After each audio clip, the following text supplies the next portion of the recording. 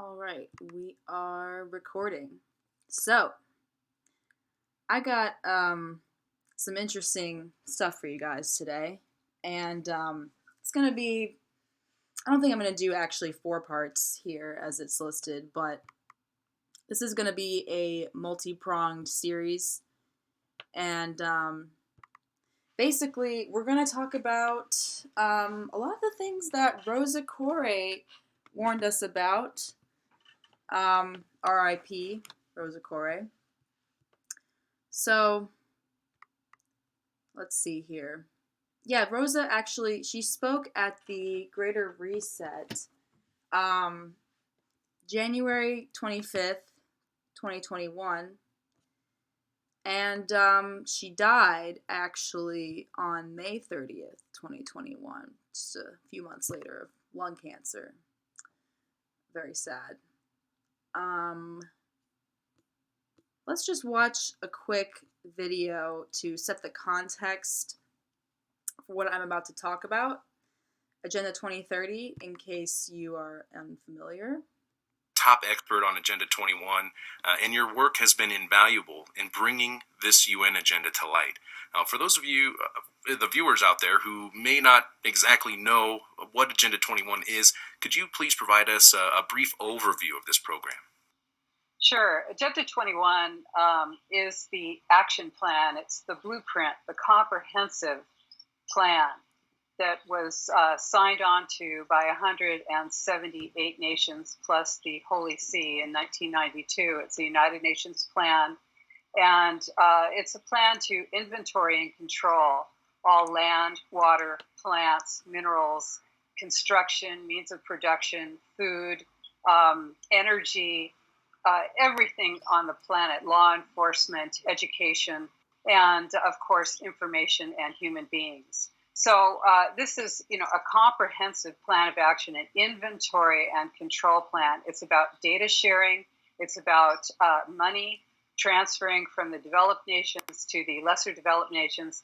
And ultimately, it's about destroying your ability to have a voice, destroying your ability to have representative government. It's about changing your government to governance and taking away your voice, giving your entirely destroying your ability to be free and to be independent. And the goal, of course, is to transfer power from local individuals to a global governance system. So you can't do that all at once, and it's been a long process. And you see it as, exactly what you're seeing right now. It's a plan to disrupt and destroy the existing system. It's a plan of transformation and control. And that's what we're living through right now. I would have to agree that it is absolutely taking place right now. And many people may not be very familiar with Agenda 21, despite the fact that this has been around for some time and it's taking place right now. But I would say that maybe more people might be more familiar, for example, with the UN 2030 Agenda for Sustainable Development, because we've seen all the celebrities championing this, and both of these programs are UN programs. What is the difference, if any, between Agenda 21 and the 2030 Agenda? Mm-hmm. Well, Agenda 21 is the agenda for the 21st century. And of course, you know that the century is 100 years long. And so Agenda 2030 is a 30-year milestone within the Agenda 21 plan. So I really think this is a public relations sort of end game around those of us who've been really alerting the public to Agenda 21.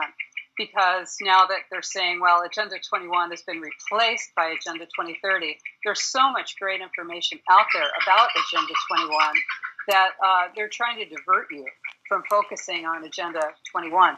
Now, when you know that Agenda 2030 is simply a milestone year within that 100-year period, the milestone years are 2020, 2025, 2030, and 2050. Okay, I don't know about you, but that woman does not look like she's 3 months away from death, and she has a full head of hair, so I don't know if she was just not on chemo, she was just like, fuck it, I'm gonna just die naturally or whatever. All I gotta say is I just find it strange. That's all. Not gonna speculate on her cause of death, but it's very interesting in light of the fact that she had just spoken at the Greater Reset. And there happen to be some players involved with the Greater Reset who are, in a way, I would say, propagating the goals of the UN, just as she outlined. So we're going to get into that really quick. We're going to start here with Rebecca Powers, who, as I understand it, is getting married to John Bush of the Live Free Academy and various other companies. One of the Greater Reset bros, you know. So Rebecca Powers is the CEO of Exit and Build Property Solutions, a land development firm connecting investors and buyers to guide them in collectively purchasing large plots of land for building homesteads and establishing communities together. She is a tiny home specialist, Ecovillage enthusiast, connoisseur of intentional community, and advocate for the agrihood, residential neighborhoods integrating agriculture into their communities. Powers is passionate about promoting permaculture, tiny home living, food forestry, net zero energy, and self-sufficiency. She aims to build community, common unity, as a viable alternative to traditional residential development. Yes, I don't know if any of you are aware, but Rosa Corey was involved in development, public and private land use, that sort of thing. So this is the kind of topic that she would know something about, if she were still alive. So I'm going to move over to Village Farm, Austin. And Austin seems to be a very auspicious place for the tyranny and global control that we're witnessing. This is basically operated by... that skull. This is operated by Rebecca Powers Bush. It's expanding now. So you can buy a tiny home here from $155K to $174K. I would just like to point out that the average tiny home price is about half of that. Like, let's just look around at some tiny houses real quick. Yeah, I mean, honestly, Rebecca, like, you know how to flip one. That's for sure. You sure know how to flip for a profit, girl. Like, damn.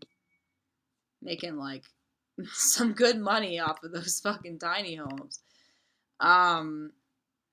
Yeah, so this is the little map, Village Farm Tiny Home Community. So as you can see, you don't get a lot of land to yourself here.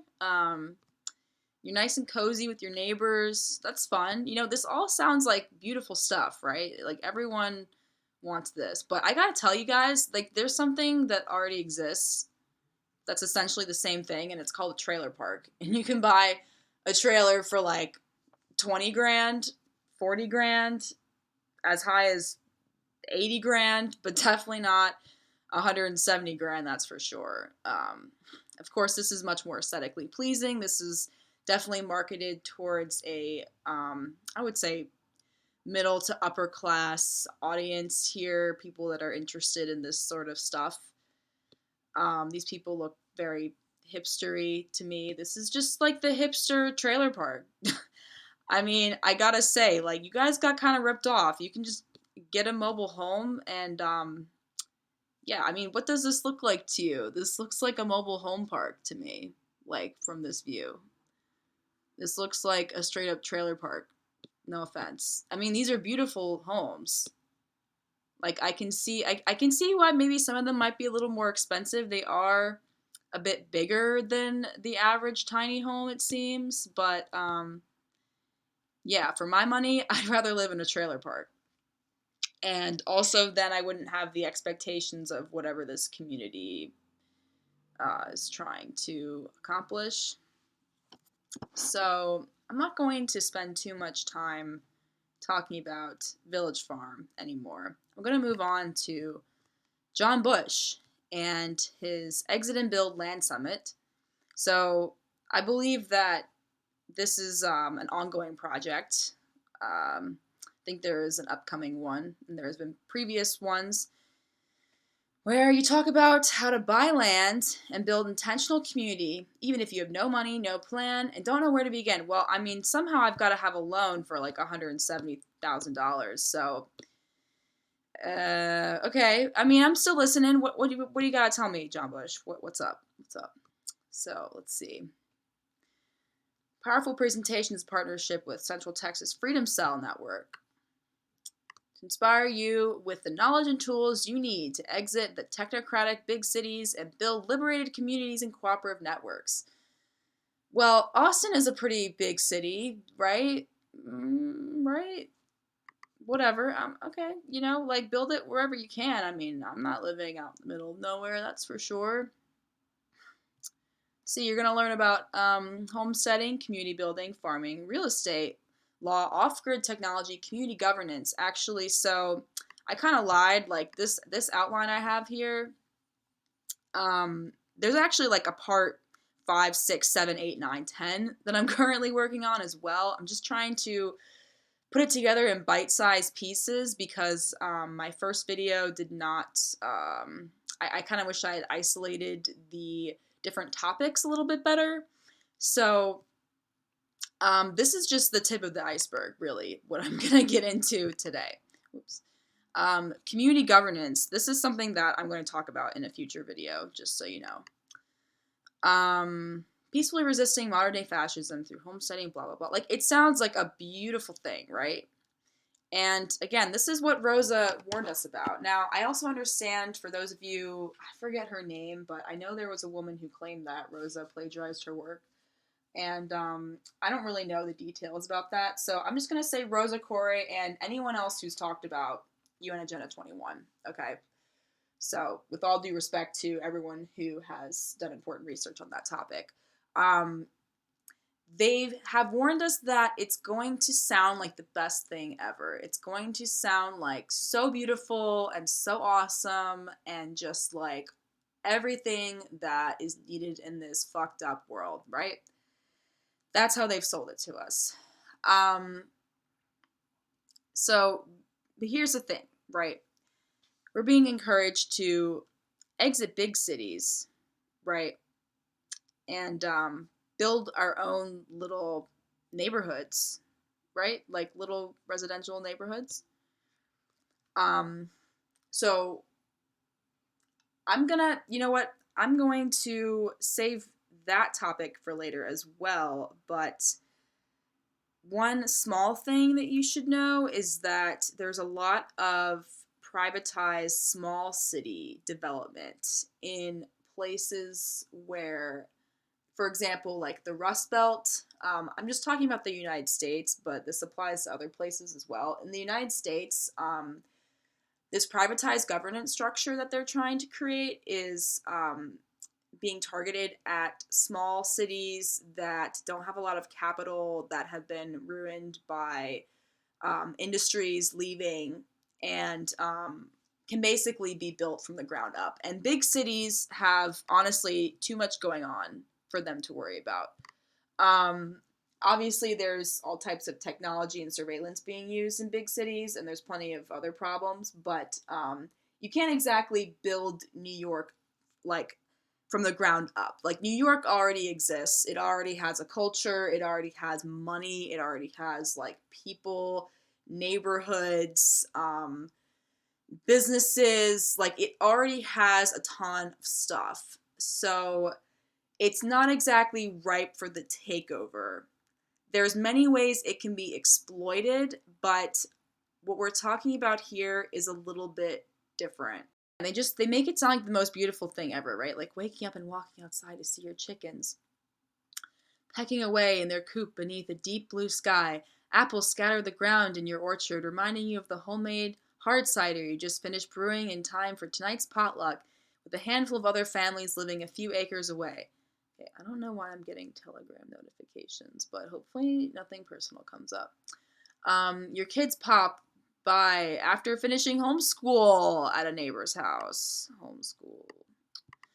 Blah, blah, blah, blah. You spend the afternoon working on your laptop from home and setting up more solar panels with the resident expert that's a part of your community. Wow, sign me up. But I have to warn you, woo. Like, this is the part where it looks kind of gimmicky, like, not gonna lie, John Bush. We only want serious action takers to attend this event.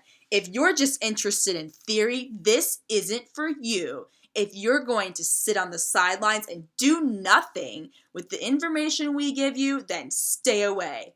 But if you want to actively find land for your homestead, work with others to form a resilient community built on the principles of liberty, and you're serious about moving and taking action now, then join this free summit today. Like, bro. Oh my God. It's like, what if I just want to learn more, but like I don't have I don't have the means to like get a loan for $172,000. Like, oh my God, this is funny to me. I'm sorry, this is funny. This is like a big piece of irony, by the way. Yeah, you're gonna see why. There is no in between, right? There's no in between. Like, here's the thing, like, everyone comes from somewhere. Everyone is responsible to their community that they already live in my opinion. Like, if you're aware of shit that's going on, it is your responsibility to inform people, okay? Like, and it's one thing if people want to just look the other way, but seriously, like, this whole exit and build thing kind of infuriates me because they're presenting it as, like, a black and white thing. There is no in between. How about I just buy a house with some decent land on it, and I just grow my own food, and I make friends with my neighbors? Like, why do I need to join an intentional community? Like, what is that about? Like, what? Smart cities, constant surveillance, and total police state is knocking at our door. World Economic Forum predicts you'll own nothing and be happy. You'll be huddled into a smart city where every device is connected, no privacy.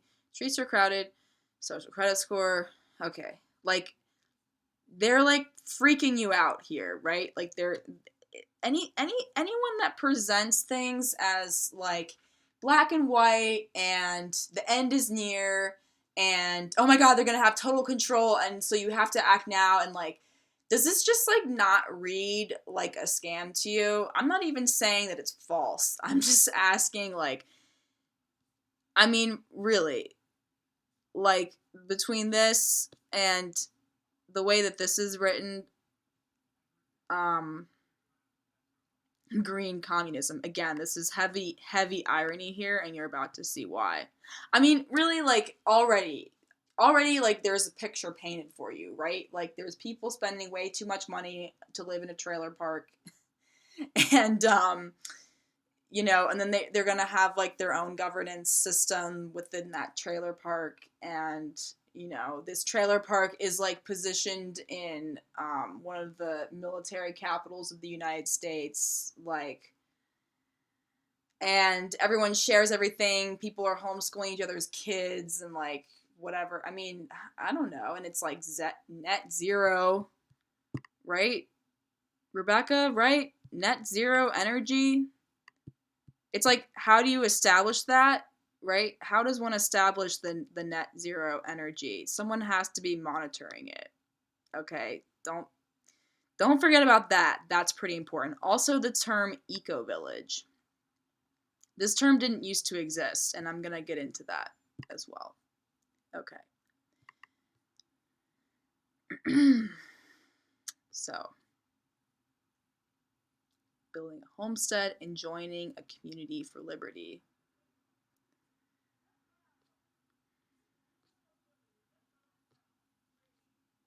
Acquiring land. Like, again, this sounds beautiful, right? It sounds amazing. But Alison McDowell is right. Like, the company you keep is a reflection of who you are. And so we're going to get into a little bit of the company that John Bush keeps. And Not only that, but some of the people who are speaking here. Okay, I'm just gonna skip all this. Like, this is so much fucking. Oh my gosh. Like, if you even have the patience to read all of this. Okay, here we go. This is who I'm gonna focus on.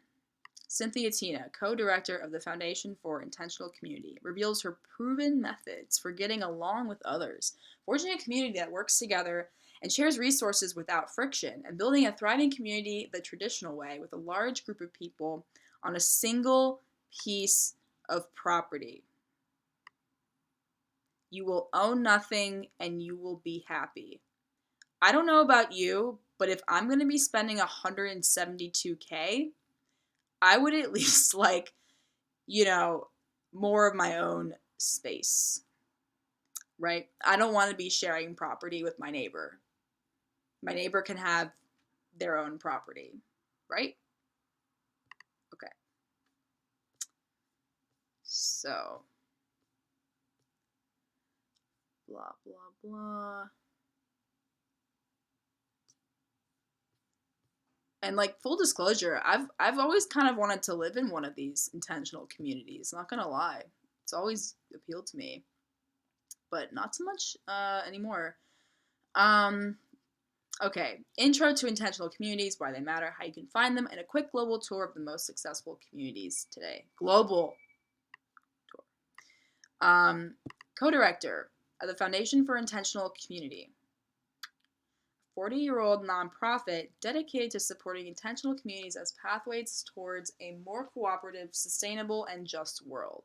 Cynthia also founded Ecovillage Tours, was an office holder on the board of trustees for the Global Ecovillage Network, and was a director of the Youth Ecovillage Network, NextGena, which is affiliated with the Global Ecovillage Network, by the way. Cynthia is known as the intentional community matchmaker and helps people seeking a community to connect with one. So you're going to have your masked communities, your vaccinated communities, your unmasked, your unvaccinated communities, but what they all have in common is that they are going to be surveilled by a global governance structure. You'll see how. Thousands of people are joining and starting intentional communities for more belonging, resiliency, and autonomy. Instead of reinventing the wheel, Cynthia will reveal the wisdom of pioneers who have started and sustained a wide variety of intentional communities for decades. Blah, blah, blah, blah, blah. Okay, so Cynthia Tina, girl. This girl. I'm going to get into her a little bit. This is her website. Oh! What? United Nations? So John Bush got this girl who was at the UN. Hold up, where's that picture of her? Cynthia, what are you doing, girl? Where's that picture of you? Where's that picture of you? I mean, she obviously talks about being there. Where is it? Here. Aha. You see that? Representing the Ecovillage Network at the United Nations. Okay, I don't know. The picture's not that important, but just so you see that she's there. Okay. Looks pretty fucking happy about it, too. We applauded the pledges of millions of dollars to support the Sustainable Development Goals. Meanwhile, I sat with questions. How much of this talk correlates to action? Is a top-down approach really what we should be applauding?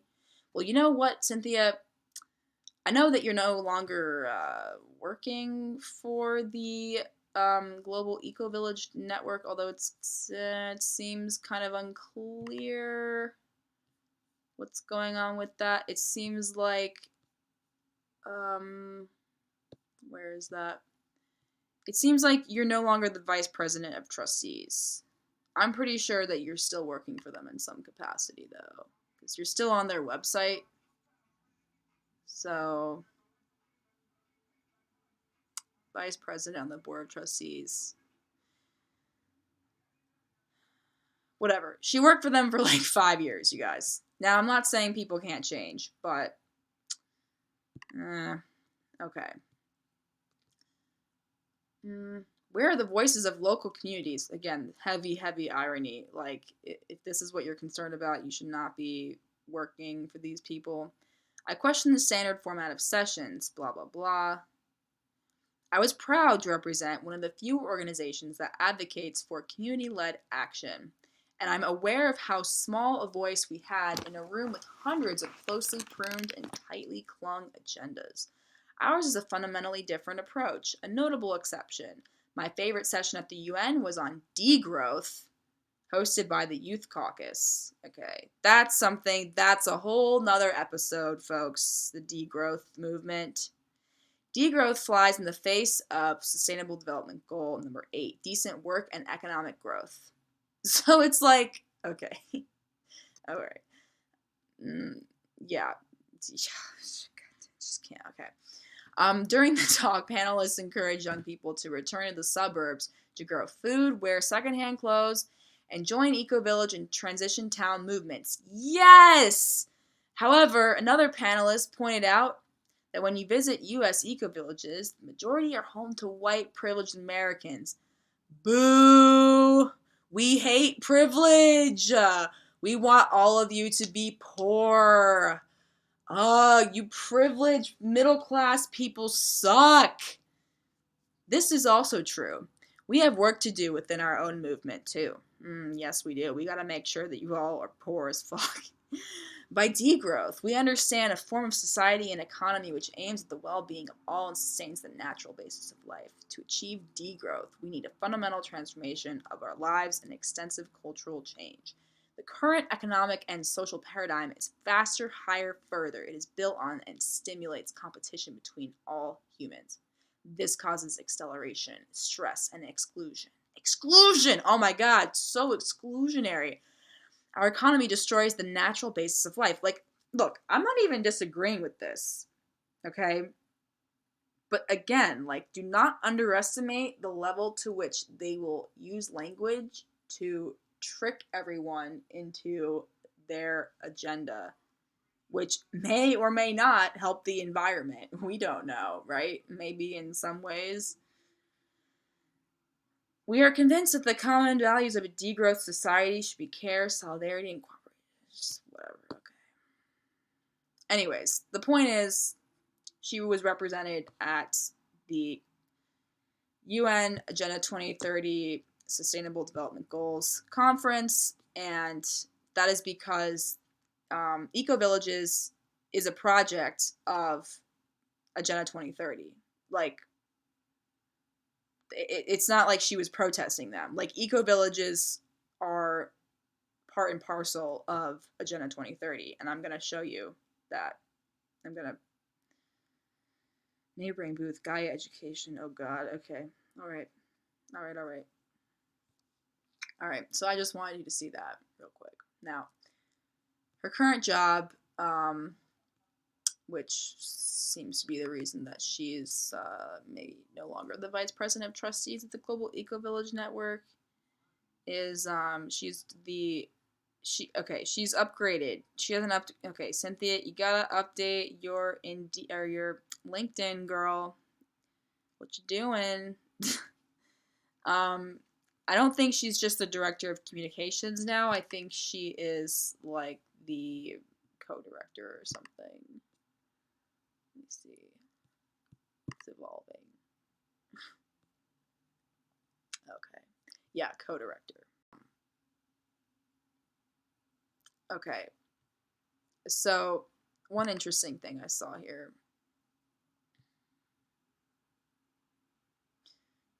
2020 donations made up a pretty significant chunk here of their revenue. And now courses are jumping up a lot more. So people are getting really interested in these courses. And, these people are all,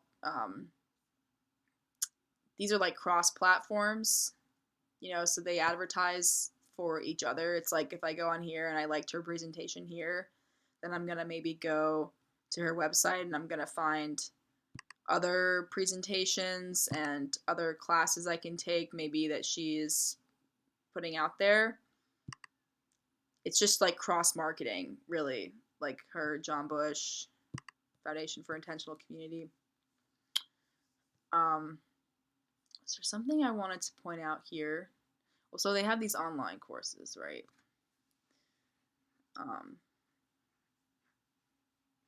And it's interesting. So I really had a hard time finding their financials. Like this is a pretty big jump, like for 1 year. Not gonna lie, I don't know how that happened exactly, but let's see. Like, if someone can find me the tax forms for a more recent year, that would be great, because this is as recent as I can get it from this 2018. So, and it's interesting because they actually underwent a rebranding. Okay, so again, like cross marketing, like these organizations have an association with each other. So even if Cynthia was like, well, I don't know if my interests really align with the Global Ecovillage Network, like, and left that job, like clearly the Global Ecovillage Network is interested in promoting the Foundation for Intentional Community for some reason. So I'm just going to assume that the interests of the Foundation for Intentional Community is aligned with the Global Ecovillage Network, right? Because that makes sense. So this is 2019, has a new identity, including new brand, name, logo, and website. Okay. It used to be the Fellowship for Intentional Community.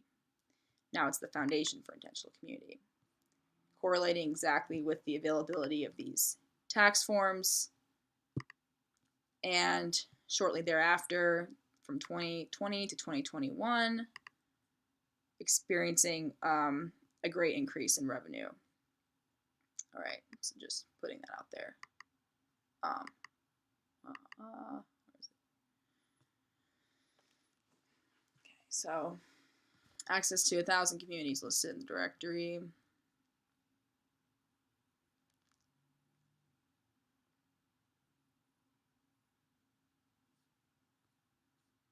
Yeah, so okay. All right, so you get the picture here. It's just interesting. That's all, that these tax forms aren't available. It's almost like these organizations were actually something pretty awesome / are, like there's some interesting stuff here. I mean, I'm not saying it's necessarily wrong to seek out one of these communities. It looks beautiful, look at that. But it's like, why is the UN interested in this? That's kind of where my concern is. So,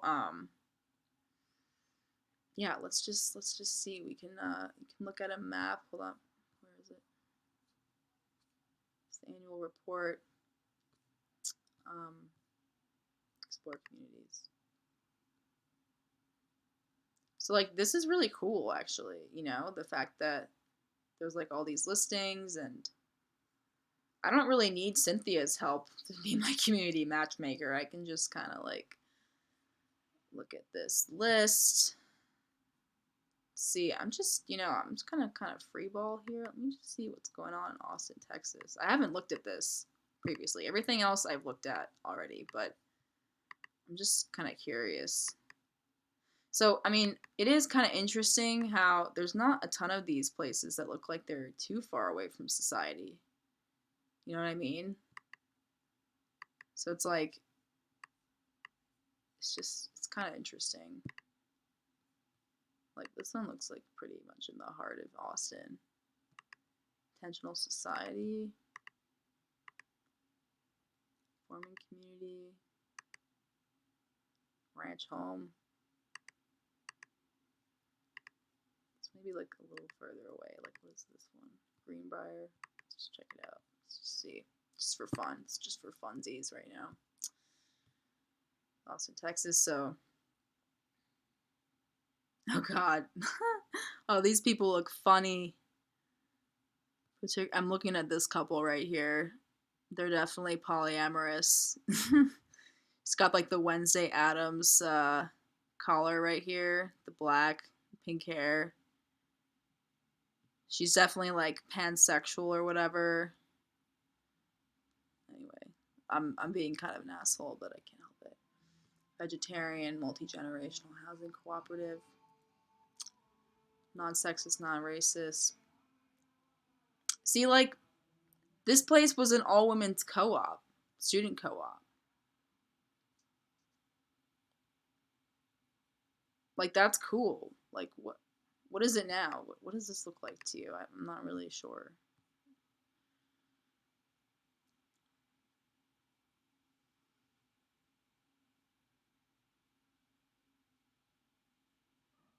So, see, like, if you join one of these communities, you have to agree to their governance structures.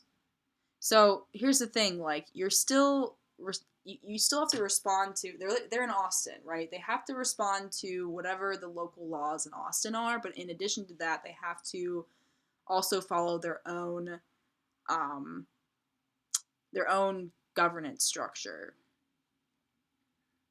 So, like, I don't know about you, but I'm interested in less bureaucracy in my life, not more bureaucracy. It's like I already have to pay taxes and stuff. Like, why would I want that? Um,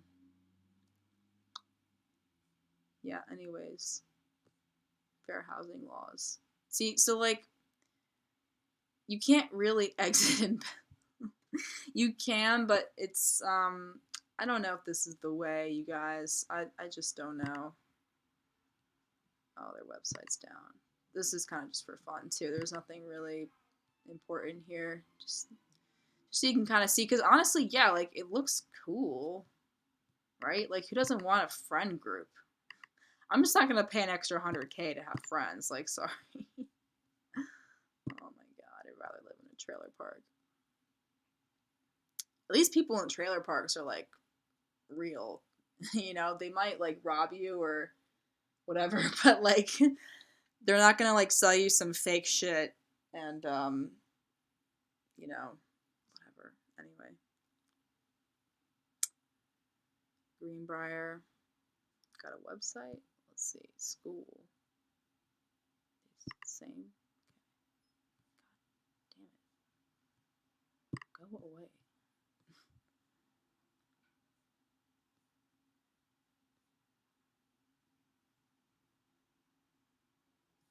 Like, this does seem like a 60s sort of, you know, dream made reality. So you can send your kids to school here. Game of Village.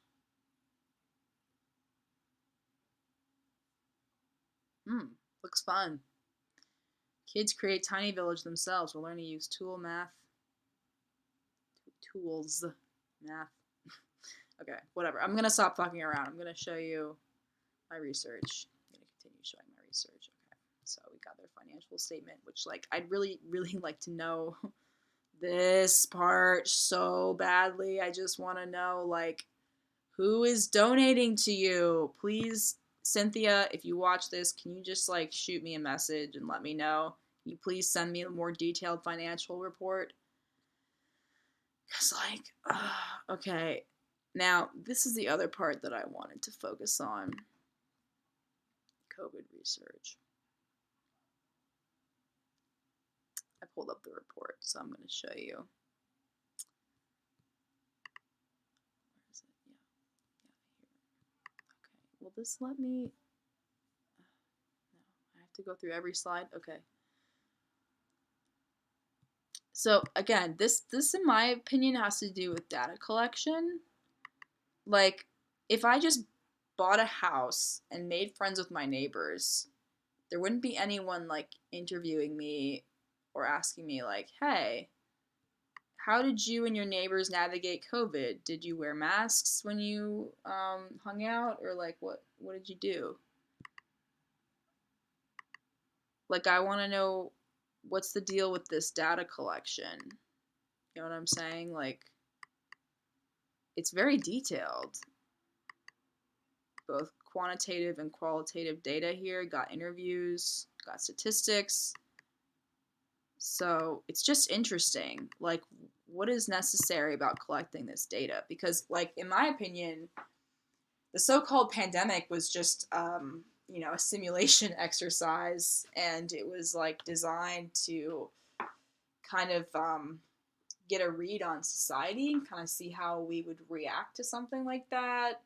Who reacts and why, like, from what demographic.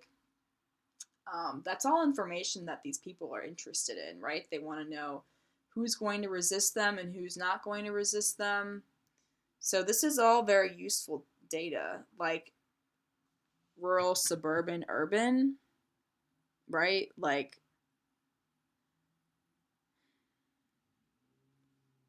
we never closed down to begin with.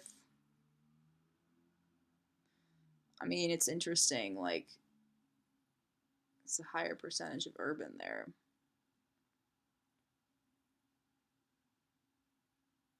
But anyways, like, this isn't really interesting, but there are some of these communities that actually require you to be vaccinated and wear masks and stuff, and then there's some of them that don't. So that's how Cynthia Tina is gonna matchmake for you. Like, she's gonna ask you, like, hey, do you want to wear a mask? Do you not want to wear a mask? Okay, what's up? Like, what community is right for you? Which is, like, again, I can't really, that in and of itself is nothing that I can argue against. Divergent viewpoints, how do you navigate that? Again, like, this is actually, like, a lot of, I don't know if these people gave away this information for free, but they really shouldn't have if they did, because this is, like, this is information that investors want to know, and this is information that the UN wants to know. So anyway, that's all I want to say about that. Cynthia. Nothing interesting here. All right, so I'm going to get more into the global Ecovillage network because this shit is crazy. I'm not going to lie. Like, really disturbing shit here lies beneath the surface of this, like, beautiful picture and seamless UX UI design. There's some disturbing shit lurking here. So the Global Ecovillage Network envisions a world of empowered people and communities designing pathways to a sustainable future while building bridges of hope and international solidarity. Excuse me. As a solution-based, who's always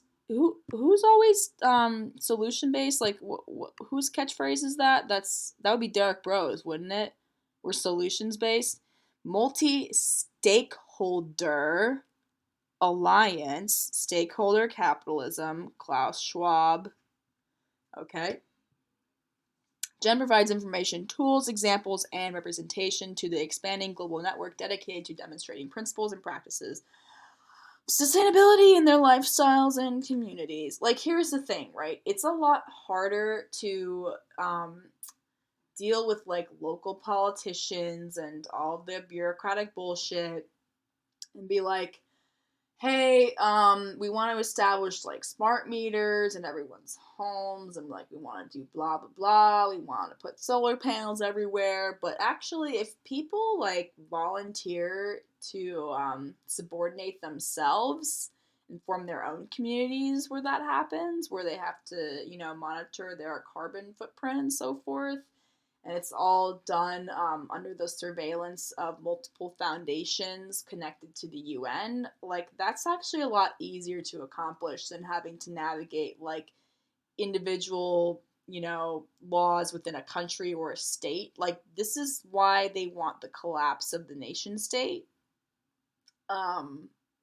It's not, there's no good intentions there, trust me. Trust and believe. There are no good intentions there. This is just the excuse, right? Eco-villages embrace the concept of luxurious simplicity. You will own nothing and you will be happy. You will live in a yurt. You will live in a trailer park and you're gonna love it. Celebrating and recreating low impact lifestyles that expand a sense of care, responsibility, and well being. Look, I am not here to dispute that there are some serious environmental problems that we are dealing with, and I don't have a solution for dealing with that. Lord knows I have no solutions. I am not solutions based.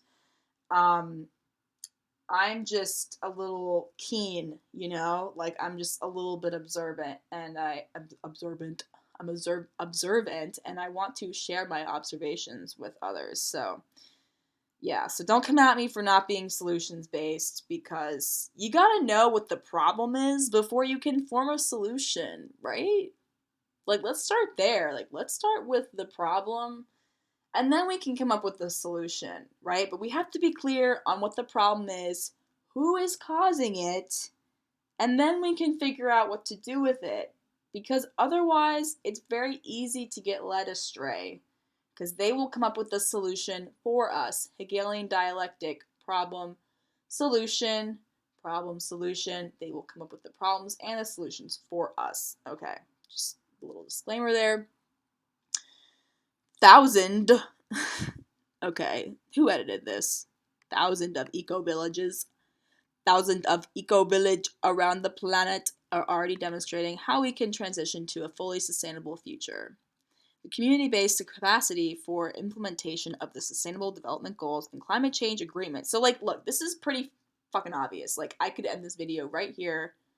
Like, through this network, it is obvious that the goals of John Bush, the Greater Reset, Derek Rose, all those people are a little bit shady, okay? Like, if this is the person that you're hosting at your Live Free Land Summit thing, connected to the UN Sustainable Development Goals, like, you're doing something a little shady. Am I wrong? Please tell me if that's wrong. I won't believe you, but whatever. Can be unleashed. Like, what an unsettling word. To establish regional and national programs to support eco-village development. An eco-village is an intentional or traditional community that is consciously designed through locally owned participatory processes to regenerate their social and natural environments. Beautiful, right? So we got different hubs here all over the globe. Yeah. Yeah, and oh, by the way, so Gen North America, that was established by Cynthia, I believe. If my memory serves me correctly. Let me see. Yeah, co-founder, now advisor.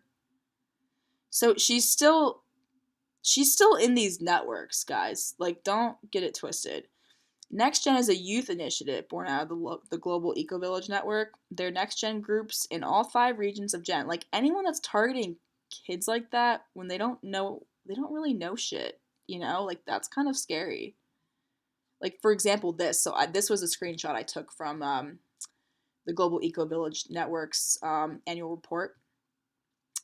Running since May 2018, Eco Gamer is a Gen education-led youth project working with Gen Europe, whatever that says, Education, Second Development Foundation, and the University of Lisbon. The aim is to increase capacity to measure the impact of eco-villages and gamify the process of eco-village and social enterprise design in a form that is fun and dynamic. Early in 2020, the partnership hosted a pilot training for facilitators of the new game of regeneration, a live-action game exploring eco-villages, personal development, and the journey of project design through hands-on activities, theater, storytelling, and more. So, like, that's exactly what Derek Rose is doing, right? He's piloting him and Kenny, his friend Kenny from the Greater Reset, are piloting a game down in the favelas, okay? To, gamify society and whatever they say about the Internet of Things, like, they are misleading you. They are leaving things out. Please know that. Live action game exploring blah blah blah. The game now exists as a set of resources for facilitators to play the live game, as well as instructions and tools for a shorter tabletop version. So yeah, this is how they're going to collect the data that they can then use for the stuff that Alice McDowell talks about, if you know what I mean. So yeah, let's go back to our annual report here.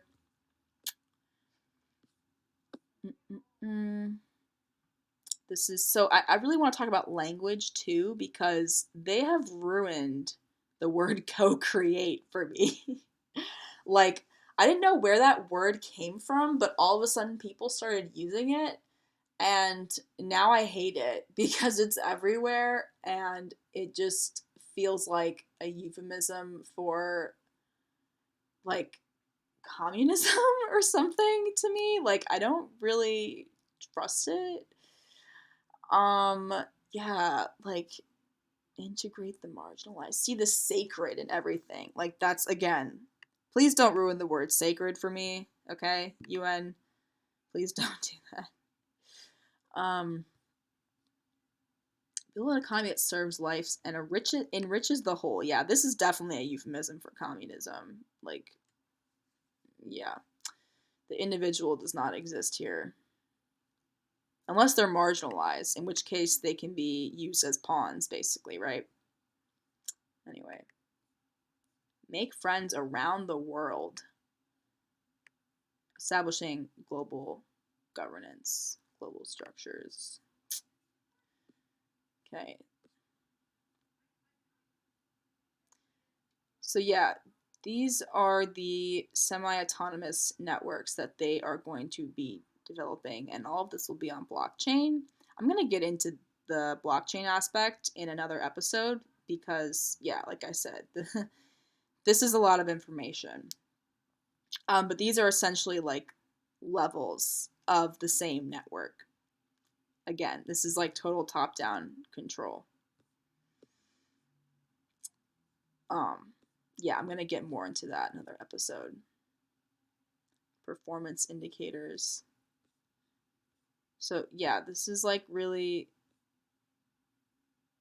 because it's like, oh, it's I can use this, you know, I can look at this for free, you know, it's great, but it's, you know, rest assured, they want to collect data on you. Like, don't forget about that. That's like the data economy is being built here, you know, the metaverse and all that. Okay, I don't know if there's anything else I really wanted to point out in this document. Oh, okay, this is the next part here. So yeah, I'm just gonna go over this real quick, the impact assessment. So yeah, this is for impact investors, right? Like the stuff that Alison McDowell talks about that I was hinting at earlier. They're going to get measured reports. Remember, how did you handle COVID? Measured reports of everything that you're doing within these eco-villages. And they're going to sell that data, right? Okay. All these assessments, right? The Ecovillage Impact Assessment is a survey with 2 levels. Personal community assessment, collective community assessment.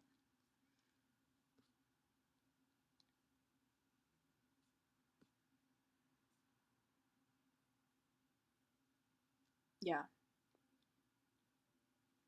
I'm just kind of curious what this says. I haven't looked at it.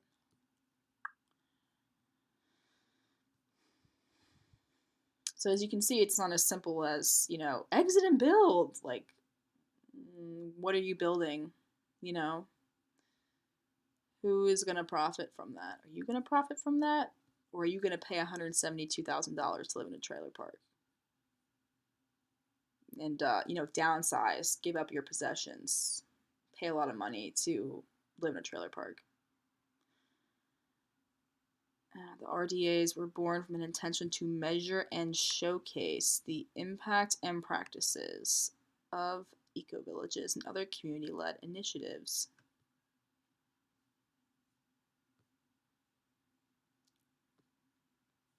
Yeah.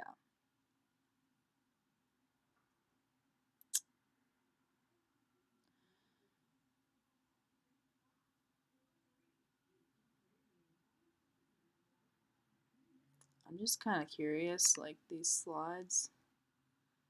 Seeds of the future. Yeah, so like ongoing experiments. Like you're signing up to be an experiment essentially of the UN. That's kind of like what this is. Unless your Ecovillage like breaks away from this network, doesn't answer any surveys, and you know, like doesn't have a governance structure really. But then I don't know. Again, like the term Ecovillage is interesting. Like I took another screen cap here.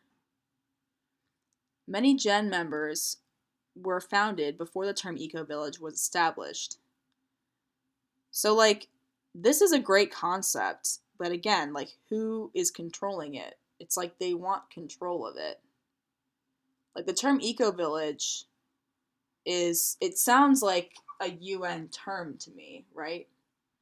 And I don't know where intentional community came from, but communities are organic and they crop up everywhere in many different forms. And they don't need to have like this sort of structure to exist, right? But the Eco Village, again, I think is about the impact assessment factor. That's what makes it an Eco Village versus like just some sort of community.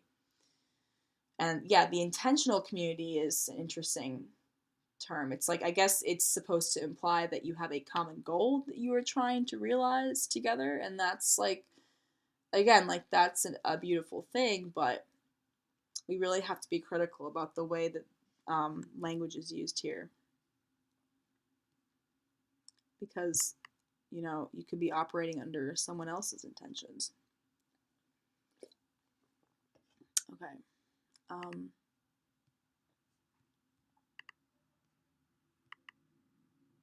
Yeah, so like, I think you get the point. Okay, I'm going to move on.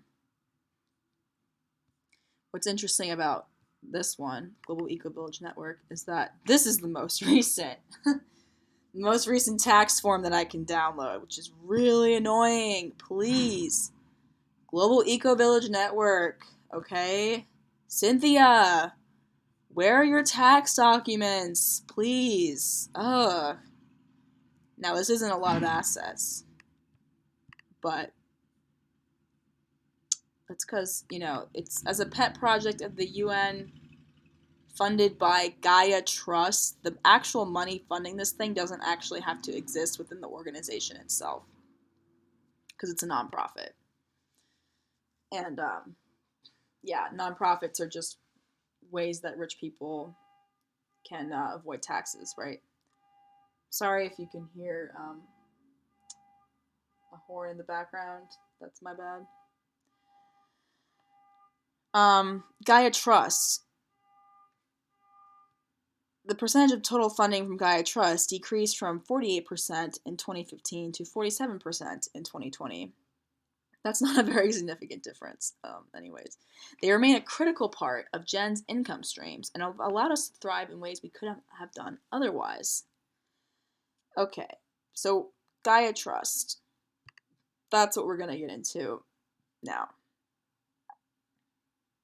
Gaia Corp was for many years the source of funds for the Gaia Trust grants and Gaia Tech investments in green startups until it was sold off in 2000.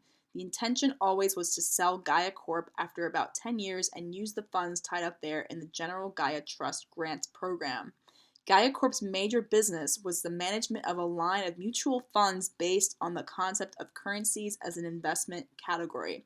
This was quite a new concept in 1987. Gaia Corp launched one of the first hedge funds specialized in this particular category. Currency funds had existed prior to 1988, but they were typically ungeared, simple bank deposit funds. Not very exciting.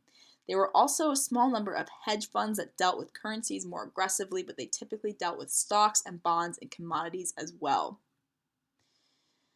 Very few dealt in cross currencies or currency options. Gaia Corp was unique in that it never traded listed currency options or listed currency futures, which are basically commodity contracts. Everything was done in the so-called OTC market, which in practice meant dealing with the large a small number of large international banks to make markets in any currency pair or currency option, including cross trades that are not dollar based and at any price levels for options. Most of these are based in London, and it was naturally there that Gaia Corp established its head office. The reason for Gaia Corp's different profile is undoubtedly the unusual background of the initiator, Dr. Ross Jackson. Very important person here. He was North American educated, actually Canadian, I believe, but European based, and looked at currencies from a more global perspective than his colleagues across the ocean. Many of his clients were sterling or Danish krone based, and they needed tools that looked at the market from their particular perspective. Prior to his researching the foreign exchange market in the early 1980s, Ross had been a consultant in international investment to a number of European financial institutions, advising on the portfolio approach to investment in shares and bonds. So, yeah, this guy knows that impact investing is going to be big, right? I think he would know that. It's a pretty savvy investor. Okay, I'm not going to read too much more of this. Okay. Most importantly for Gaia Trust, it was a financial success, contributing over $20 million to the charitable program. Which program is that? Whatever, anyway. Gaia Corp was sold to the Appleton Group of South Africa, but Gaia Trust still exists. Okay.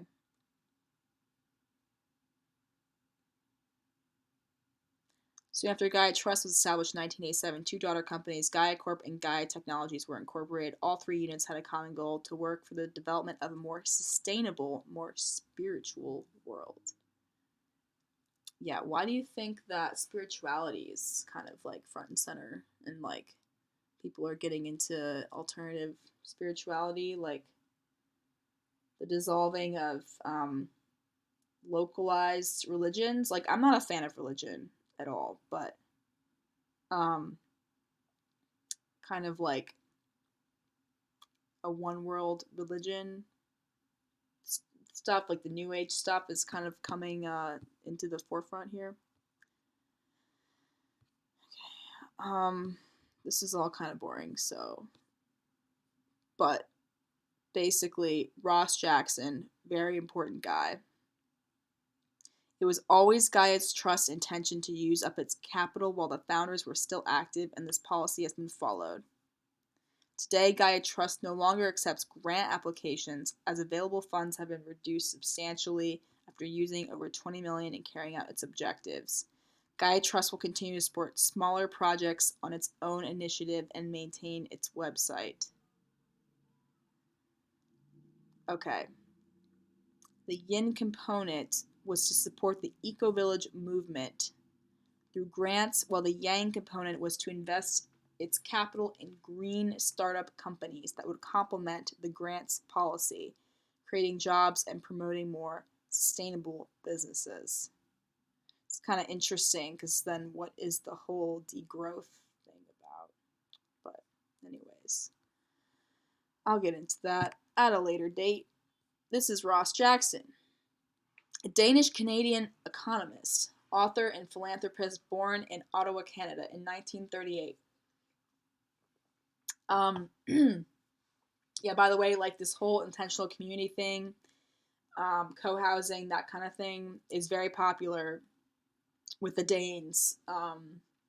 There's a few notable Danish people promoting this, and that seems to be a popular form of living there. So I just wanted to point that out. And he's married to a Danish woman, I believe. Okay. He founded SimCorp AS, one of the world's first financial engineering companies. He focused on international finance. Ross Jackson traveled to India and met Muktananda, a Hindu Swami whose teaching led Jackson to an epiphany. I felt the divine connection, he says. Material things meant less after that.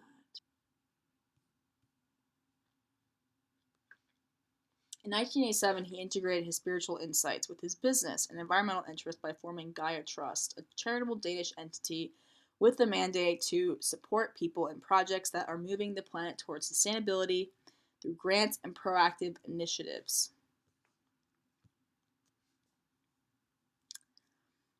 Hildur, yes, she's Danish. Okay, 1991, Ross Jackson co-founded the Global Ecovillage Network together with his wife. Okay.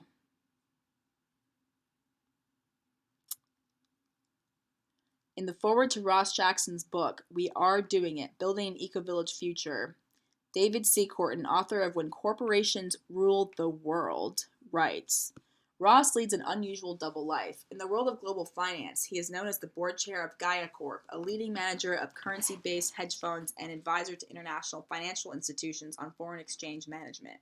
In the world of environmental activism, he is known as the board chair of Gaia Trust, a visionary grant-making foundation that has expended more than $15 million in Gaia Corp profits to support groups around the world pioneering the development of eco-villages and green enterprises as the foundation of 21st century civilization. Agenda 21.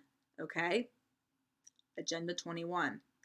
While it is not uncommon for successful entrepreneurs who create large personal fortunes to eventually turn their attention to philanthropy, Ross is distinctive in that he established Gaia Corp for the primary, explicit purpose of generating profits to finance progressive social change. Okay. So yeah, we got the yin and yang components, whatever the fuck that's supposed to mean. We got green investments. Okay. Ross was born in 1938 in Hamilton, Ontario, Canada, and lived in Ottawa, Ontario for most of his youth. His father was a flying instructor and psychologist working for the Canadian Defense Department, and later as secretary to the Joint Chiefs of Staff. Just thought that was important. Okay. He's written some books here. All right. This is the one that I want to talk about. Occupy World Street, a global roadmap for radical economic and political reform.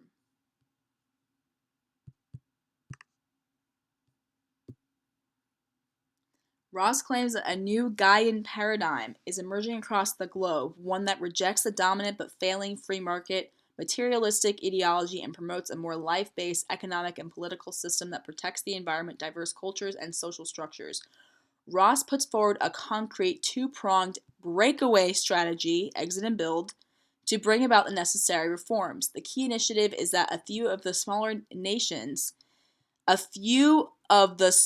nations take on a global top-down leadership role at this critical time in history. Remember COVID, like, oh no, because of COVID, by breaking away from the dominant and destructive neoliberal political economic system that is leading us to disaster and replacing it with new institutions of global governance and trade that will regulate intergovernmental relations for member states while protecting the environment, human rights, and social structures in a democratic Gaian League, a parallel model for a new civilization that other states are welcome to join when they are ready. The second prong is the bottom-up pressure from thousands of NGO folks in the streets demanding a referendum on their country joining the Gaian League because it stands for everything their leaders claim to believe in but seldom execute in practice. Need I say more? Okay? Top-down leadership role. Global top-down leadership role. Breakaway strategy. Global governance and trade. Okay? Parallel model for a new civilization. Exit and build. This is what you're exiting and building. I just want you to be aware. Here's the Ecovillage initiative for achieving the Sustainable Development Goals. We invite governments, UN agencies, businesses, and other stakeholders to join us in developing and using an Ecovillage approach to eradicate poverty, restore the natural environment, and ensure that all people's basic needs can be met. Ecovillage communities are among the most sustainable communities on the planet. So yeah, like Cynthia, don't act dumb.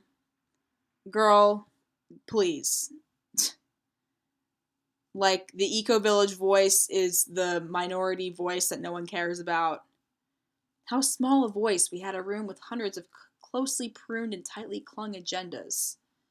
Ours is a different approach. This is the deception. Derek Bros and John Bush want you to think that they can have the greater reset. They still want a reset, but it's going to be better. We have a different approach, except we're still at the UN, aren't we? We're still, like, brainwashing kids. Make no mistake that that is what is happening here. Rely on sustainable infrastructure and appropriate technology. Metaverse shit, okay? Planned systems, my previous video.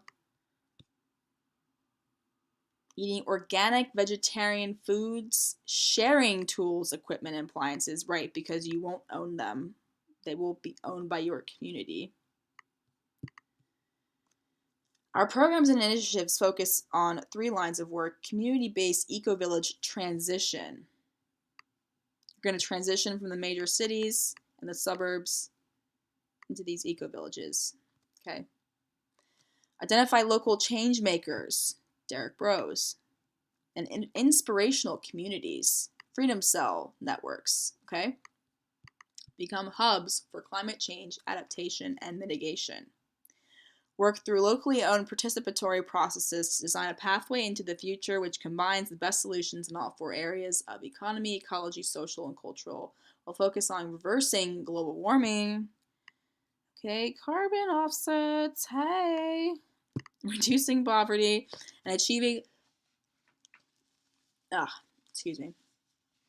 the Sustainable Development Goals. We're working to establish a number of model Ecovillage resource and training centers, hubs, okay? Trainings. Okay, oh man, where was that other thing I was thinking of? Oh, right. It's not in this document here. How much money, but we remember, right? How much money was the Foundation for Intentional Community making from trainings and classes and stuff, right?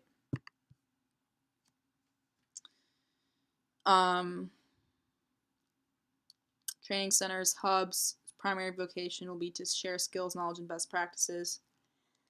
Green schools for sustainable communities, schools as entrance points to communities.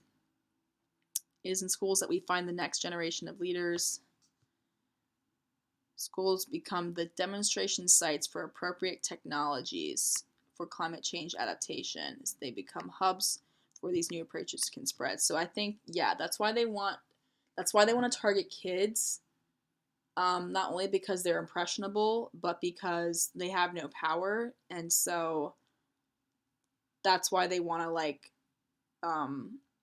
they want kids to engage with a gamified existence where every action they take can be measured, right? Because they're impressionable, and they're not adults yet, and they don't know what's right and wrong, and they're trusting us to take care of them.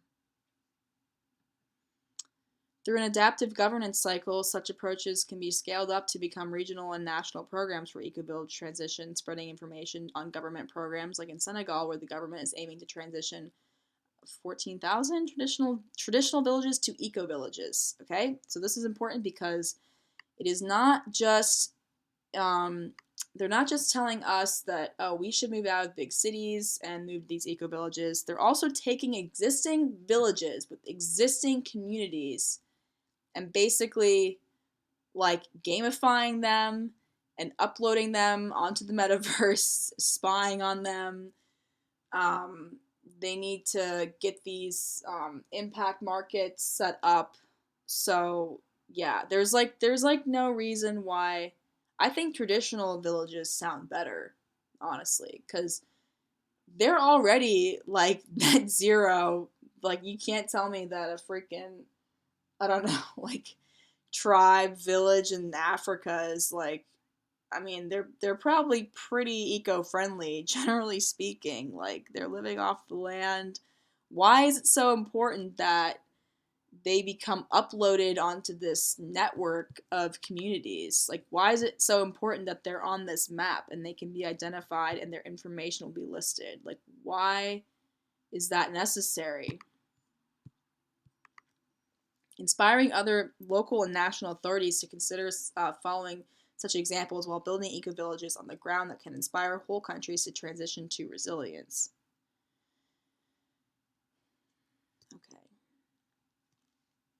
Jen has developed many tools and resources that can be used to support and contribute to capacity building and technology transfer. The Ecovillage design, education, curriculum, and training programs, which have been carried out and instituted in more than 40 countries, provide detailed training in adopting best practices covering all the Sustainable Development Goals.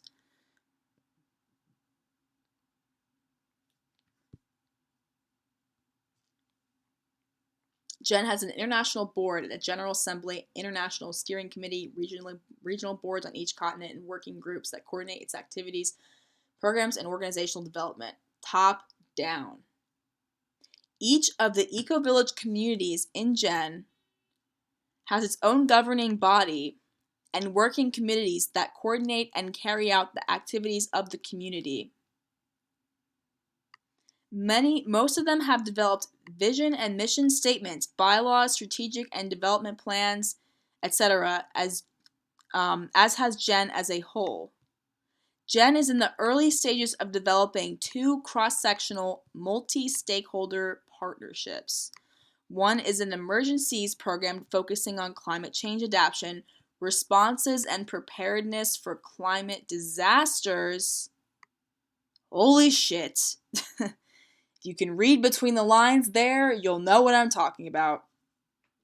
And creating resilient, regenerative communities for refugee populations and displaced people. So yeah, the real yin and yang here is it's kind of like how in a lot of major cities there's like a lot of really rich people and then a lot of really poor people and not a lot of people in between. It's kind of like that, I think, with these little communities that are developing privatized governance and surveillance and whatnot. It's going to house 2 types of people, at least initially, in my view. It's going to be like people who are probably more privileged, to use their term, and can afford to, quote, exit and build. And it's also going to be refugees and people that rely on the state, displaced people, like people that are vulnerable. I think because these are the people that are going to be like experimented on, right? As they always are. And the people, like the well-to-do people establishing these communities, are going to be the other side of it, promoting them, bringing more people into it voluntarily, establishing like a concept of it, probably even working for it, like getting a job in that industry. They're kind of like the front-facing view of it, and this is going to be kind of like behind that, I think. That's just my speculation. Yeah, if you listen to my previous video on privatized governance in terms of what Peter Thiel is doing, this is one of the things that I mention is yeah, like creating creating disasters that will displace people and develop privatized governance as a result. The other is a Pan-African Ecovillage development program, which we hope to expand over time, blah, blah, blah. Okay, you get it, right? Like, here you go. Gaia education, Gaia University. Yeah, Gaia is a word that's been ruined for me. Global Ecovillage Network, Gaia Trust. Like, when you have, like, this international investment guy who owns, like, all of that, it's kind of like, interesting. He owns all of these, right? So, yeah, that's all I really wanted to say. I'm going to leave you with this article. 1 million nanonations, the emerging cultural evolution. Remember, like, that's kind of what I mean with these people spending $172,000 living in a trailer park. Like, they are the cultural side of this. They are the PR team for this. Okay, and I would include our friend Cynthia in that. A superstition is an easy to understand concept that has no basis in reality. Believing a superstition blocks the perception of more useful possibilities. But superstitions are not superstitions until they are recognized as superstitions. Before then, they are regarded as truth. A superstition, like, I hate the way this is written. It's, like, so patronizing, honestly. Like, I know what a superstition is. Like, get to the fucking point, man. A superstition that participants in modern culture have not yet identified as a superstition is the nation state. Okay? Don't even need the rest of the article. You can deduce from the title, 1 million nanonations. Okay? Dismantling the nation state. But it's, like, kind of interesting because if they really thought that the nation state was just a superstition and was silly, then why would they seek to create more of them? It's kind of contradictory, isn't it? This superstition became popular in the 1800s as a win-lose game. This superstition includes the concept that a nation-state is connected to a piece of land on Earth. Since all the land on Earth has already been claimed by the current 206 nation-states, it is assumed that no new nation-states can emerge on Earth. Unless, the former Yugoslavia became the Czech Republic, and, there's like Estonia and those little Eastern European countries that split from the USSR. So, like, you gotta do some regime change every now and then. You can get some new nation states, right? Right? I'm not gonna assume that there's no new nation states that can emerge on Earth, right? What do you got to say here, Global Ecovillage Network, Clinton Callahan, whoever the fuck you are? The connection between a nation state and a plot of land is not a law of nature. It is invented in the imaginations of human beings. Pure fiction. Oh my god, I had no idea. I guess I should stop paying my taxes right now, right? It's just a fiction anyways. And that's what I'm going to tell the IRS when they come to my door. I'm just going to say, hey, like, come on, man. The nation state. Like, do you still believe in Santa Claus? Like, come on. Bro. Keep up, man. This is the emerging cultural evolution. Like, get with the fucking program. Don't believe in fairy tales anymore. It's not a law of nature. Interesting. Natural law. That's also something that people in this network are promoting, right? Whatever that means. I don't know anything about it. The concept that land on Earth can be owned by either a person or an organization is also pure fiction, right? Communism. Hello? Like, it's never not going to be owned by someone. Like, that's how this shit works. They just want to own everything. They want to inventory and control everything on planet Earth. Right, Rosa? Can we just, do we need to play this video again?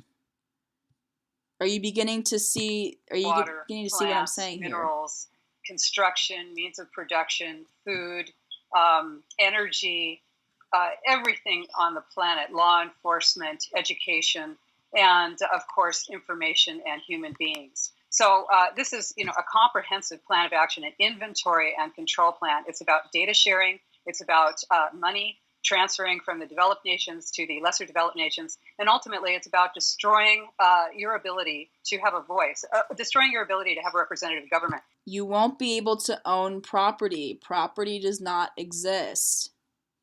Okay? This is very reactionary. It's written in a very patronizing way, but it's extremely dangerous and reactionary. And certainly, John Bush, if you are associating with these people, then I don't really get it. Because, like, do you see what I mean now? Heavy fucking irony here. This is really heavy irony. Like, these people do not want you to own land.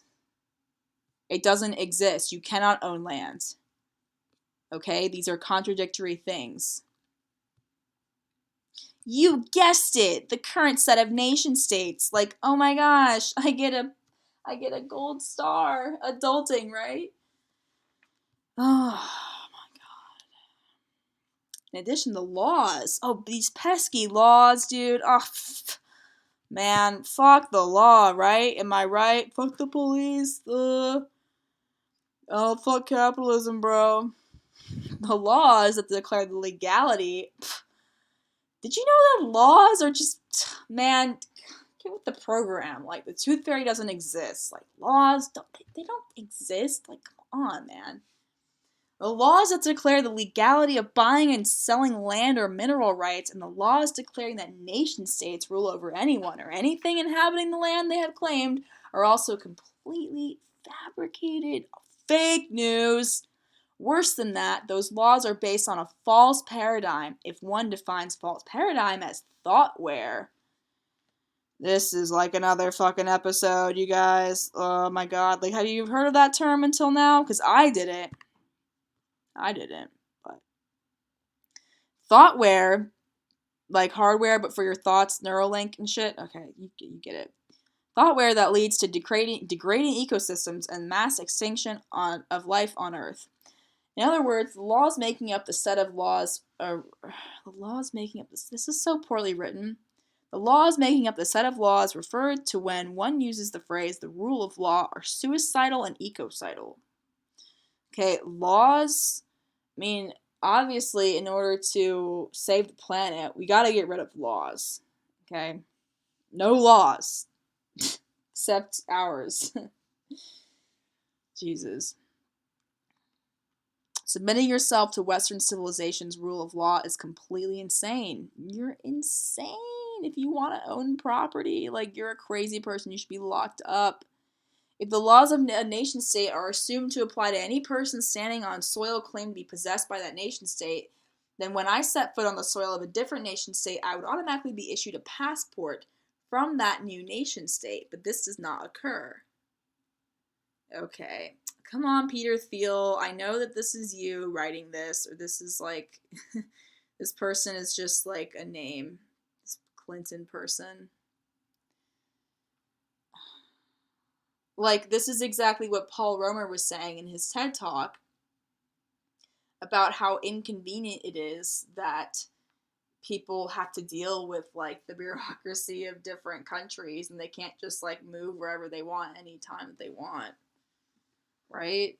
That's why we need an international system, right? So inconvenient. International system owned by Disney, Coca-Cola, Facebook, Google, Berkshire Hathaway, you know. But this does not occur. I've been living beyond the borders of the United States of America for 19 years, but the laws of the United States still apply to me until this year when I exchanged my U.S. passport for that of a different state, Germany. We get it, dude. You don't feel like paying taxes. I fucking feel you, but whatever, man. Therefore, nation states do not have to be associated with pieces of land on Earth. Okay. Yeah, this is kind of like the idea of Internet of Things, like what's it called?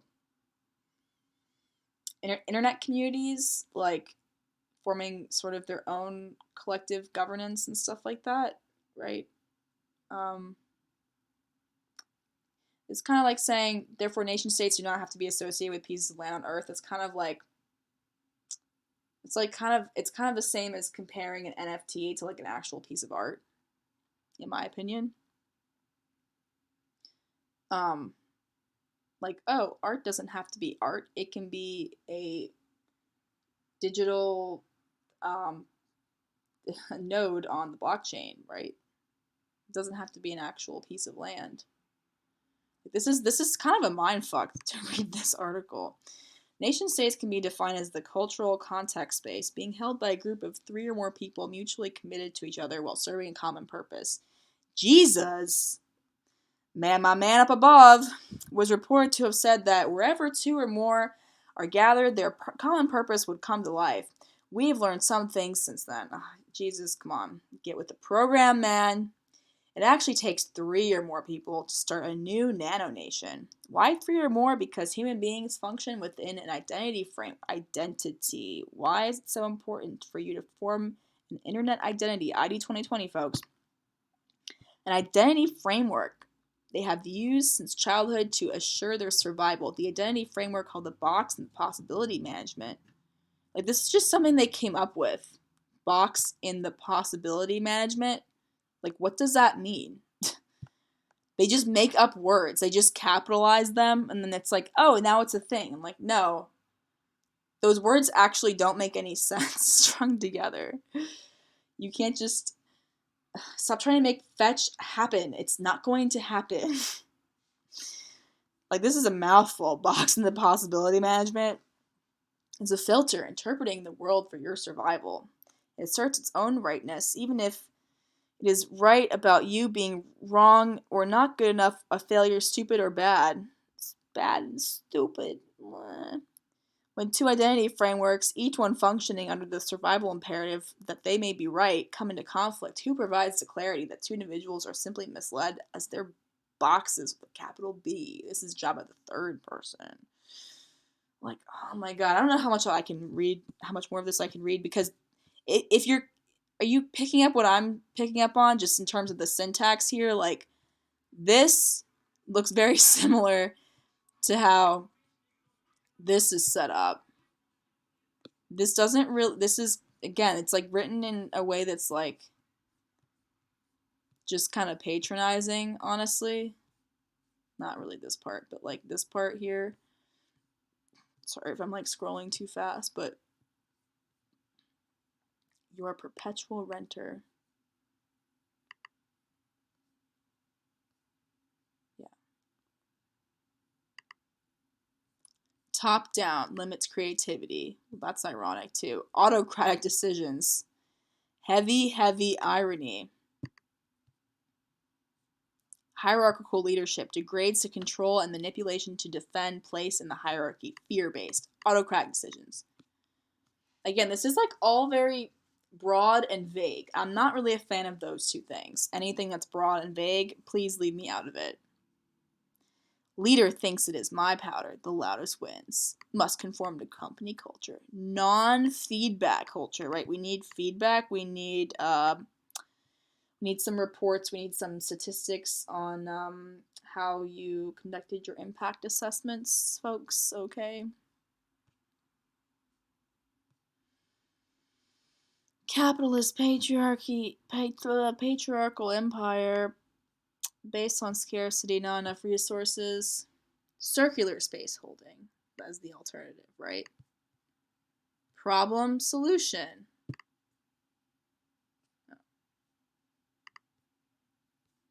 Problem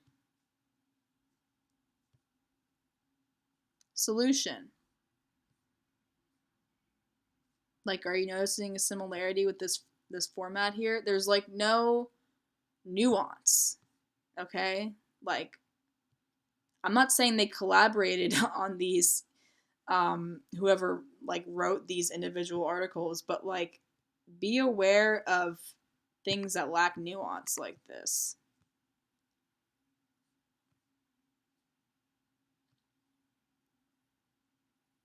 Okay.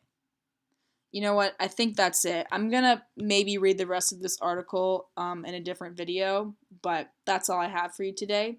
thank you for joining me, and see you next time.